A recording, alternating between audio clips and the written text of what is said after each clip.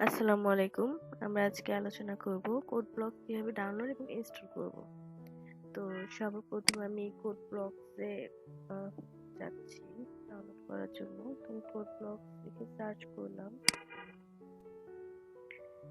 এখানে যে ইউআরএলটা আছে এখানে দেখা যাচ্ছে codeblocks.org, মানে হচ্ছে এটাই কোড ব্লকসের অরিজিনাল ওয়েবসাইট।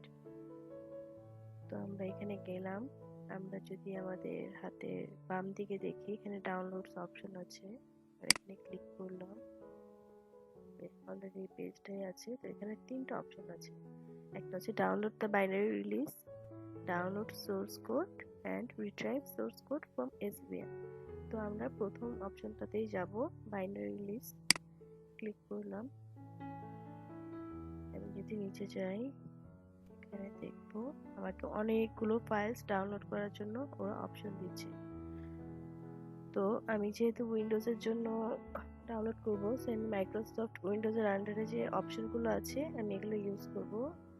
অন্য কারো যদি লিনাক্স বা হচ্ছে ম্যাক অপারেটিং সিস্টেম থাকে তাহলে তারা এখান থেকে ডাউনলোড করে নিতে পারবে। আমি উইন্ডোজেই যাই। এখানে উইন্ডোজের জন্য আমি কোনটা ইনস্টল করব সেটা হচ্ছে এই কোড ব্লকস min.w/setup.exe যেটা আছে, আমি এটা ডাউনলোড করব কারণ আমার পিসি হচ্ছে 64 বিট অপারেটিং সিস্টেম। যদি কারো 32 বিট হয় তখন সে এই 32 বিটটা ডাউনলোড করতে পারে। তো আমি দুইটা লিঙ্ক থেকে এটা ডাউনলোড করতে পারবো, হয় ফসআপ থেকে না হয় সোর্স ফোর্স থেকে। তো আমি যে কোনো একটা থেকেই নিচ্ছি। ক্লিক করার পর আমাকে এখানে অপশন দেখাচ্ছে। তো এখানে অনেক অপশন আছে, বাট আমি এখানে ক্লিক করার পর অটোমেটিক ডাউনলোড শুরু হয়ে গেছে। তো আমরা ডাউনলোড হওয়া পর্যন্ত অপেক্ষা করি। তো আমার কোড ব্লকসটা ডাউনলোড করা ডান। এখন আমি এটা কোথায় ডাউনলোড হয়েছে সেই ফোল্ডারটা ওপেন করলাম। তো আমি এখানে ডাবল ক্লিক করব। এখন আমি ইনস্টল করছি। ডাবল ক্লিক করার পর আমার এখানে একটা পপ আপ আসবে, আমরা ওয়েট করি একটু।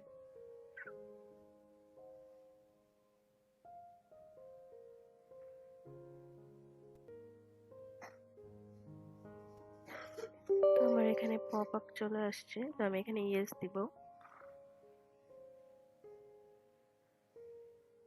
দেন আমাকে বলছে আমি যদি সেট আপ করতে চাই তাহলে নেক্সট ক্লিক করতে হবে।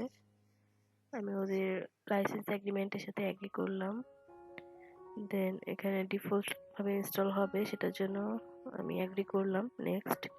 দেন আমার কোড ব্লকসটা কোথায় ইনস্টল হবে সেটা দেখাচ্ছে। এটা সি ড্রাইভের প্রোগ্রাম ফাইলসের মধ্যে কোড ব্লকস নামে একটা ফোল্ডার থাকবে, সেখানে এটা ইনস্টল হবে।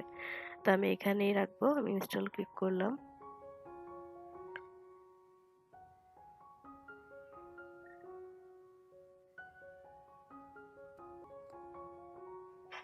তো আমার এখানে কোড ব্লকসটা ইনস্টল হয়ে গেছে। আমাকে বলছে আমি এটা রান করতে চাই কিনা। তো আমি আপাতত নো দিলাম। Then next. আমার সেট আপ করা কমপ্লিট হয়ে গেছে, ফিনিশ করে দিলাম। দেন আমি এবার ডেস্কটপে যাই। ডেস্কটপে দেখবো আমি একটা আইকন ক্রিয়েট হয়েছে। তো আমি এখান থেকে কোড ব্লকসটা রান করি। আমার কোড ব্লকসটা ওপেন হয়েছে।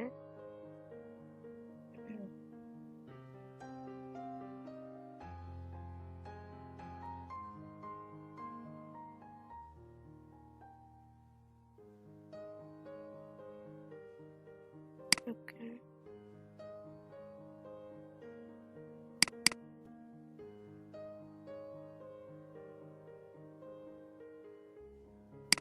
ওকে তো আমি কোড ব্লকসটা ওপেন করলে সবসময় এরকম একটা ইন্টারফেস পাবো।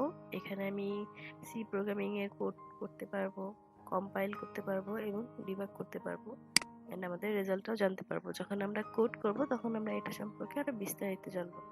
এখন এটা সম্পর্কে বা এটার বৈশিষ্ট্য কিছু বলি। এটা হচ্ছে একটা এডিটর যেটা দিয়ে আমরা সি সি প্লাস প্লাস সহ আরো অনেক ধরনের কোড করতে পারি।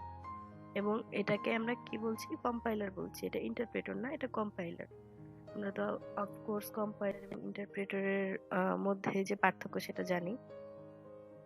এন্ড এটা একই সাথে কি করা যায়, আমরা যদি কোনো বাগ পাই সেটাকে ডিবাগ করা যায়।